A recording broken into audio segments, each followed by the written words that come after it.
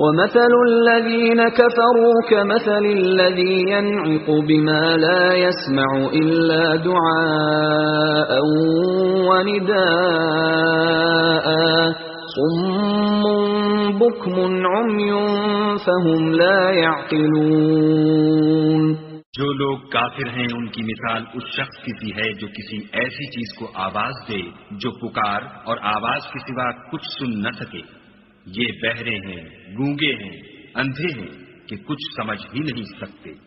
یا ایھا الذین آمنوا کلوا من طیبات ما رزقناکم واشکروا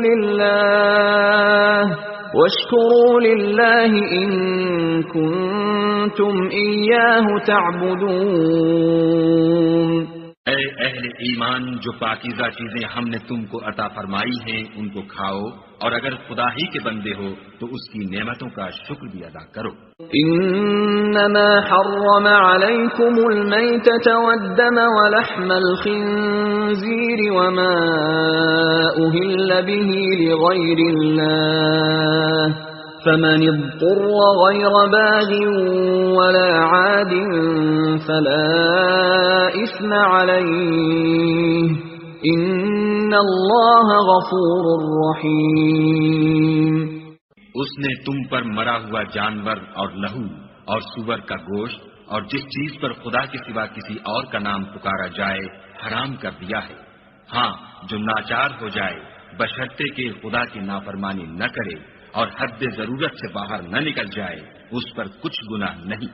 بے شک خدا بخشنے والا اور رحم کرنے والا ہے۔ ان الذين يكتمون ما انزل الله من الكتاب ويشترون به ثمنا قليلا اولئك ما يأكلون في بطونهم الا النار ولا يكلمهم الله يوم القيامة ولا يزكيهم ولهم عذاب أليم۔